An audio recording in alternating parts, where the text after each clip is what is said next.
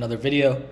Today's student wanted to send in something about the epsilon delta definition. Now, what is that? It is basically a calculus topic that talks about the definition of a limit.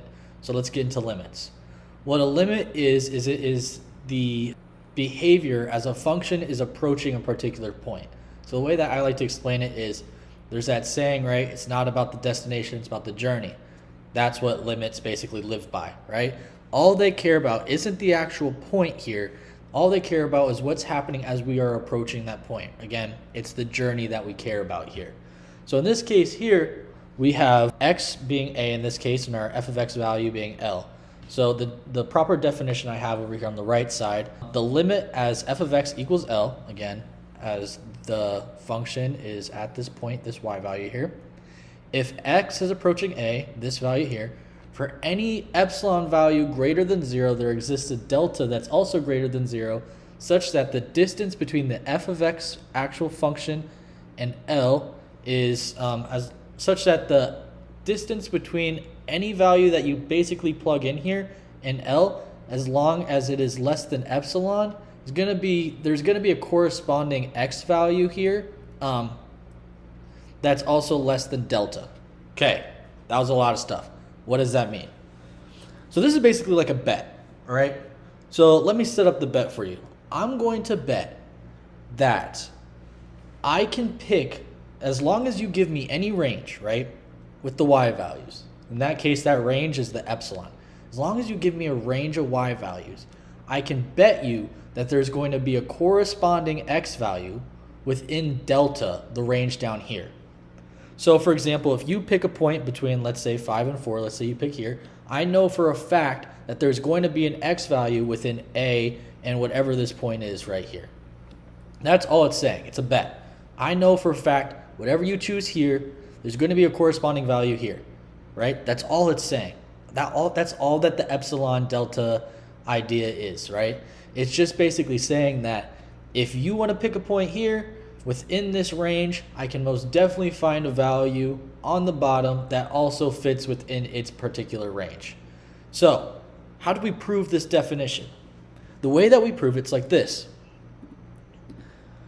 I am going to set up the equation like this. So the absolute value of x minus 3 is less than delta. So give me a second while I draw this.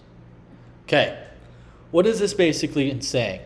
It's basically saying that as long as any x value I choose here is less than 3, again, don't ignore this graph here because this graph isn't based on this. As long as my x value is within this plus or minus 3, right? I'm giving a magnitude of this distance here, and as long as it is less than delta, right? So in other words, it's within this range. Any x value I choose that's within the range of delta, I can find my corresponding y value for the function f of x, that's x minus 5, within the range around the point, right? Around this point here, that's less than epsilon. So again, I'll just kind of restate this, right? This bet is basically saying that I can find a range of values. I can choose any range of values as long as it's less than epsilon around this 3/5 point based on this function. I could bet you 100% that I can find a corresponding x value that is around this point 3 that is less than delta. So now what I got to do is I got to relate delta and epsilon, right? What's the relationship between them, right? So the way that I do that is I'm going to set this epsilon value right here, this epsilon equation right here, equal to x minus 3. So how am I going to do that? Notice how they both have 5.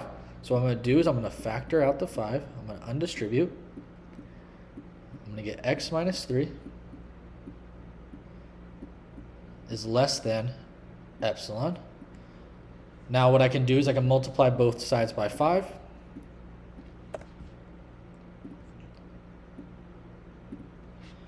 And I get 5 epsilon. Notice that x minus 3 is over here, and the absolute value of x minus 3 is over here. So in other words, 5 epsilon is equal to delta.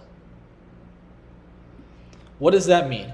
Basically says as long as you make delta 5 times epsilon, I can choose any x value within that range, and I guarantee you my y value is going to be within the range of epsilon, right? This is the range. It's like, all right, as long as you set this range, I can choose any x value, and I can guarantee you I'm going to find a y value that's within the epsilon range as well. That's the bet. And that's basically how you prove it, right? All I'm doing is I am essentially setting up both of these situations here, and I'm trying to make them equal to each other, right? The epsilon value, the epsilon inequality equal to the delta inequality, and then relating the epsilon to the delta, so I can kind of set up my constraints here. So now we have one other question. And the process, again, it's the exact same. So what I'm going to do here is this is x minus, in this case it's x minus -3, so it's going to be x plus 3. Again, it's the absolute value. So I'm basically setting up, my distance around 3, right? Because in this case, obviously, again, it's not based on this graph, but it's basically saying any x value that's within this distance of 3 that's less than delta, as well as any f of x value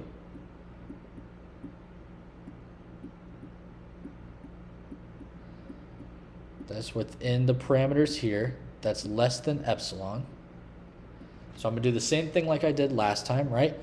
In this case, 1 minus -13, or 1 minus 13 here. It's not 1 minus -13. This is going to end up being -12. So -4x minus 12 is less than epsilon. Okay, here I got x plus 3. I got -4x minus 12. What I'm going to do is I'm going to factor out 4, right? They're both divisible by 4. That's going to end up equaling 4. I'm taking out positive 4 because remember it's an absolute value. X plus 3 when I take out the -4. It's less than epsilon. So then I'm going to have x plus 3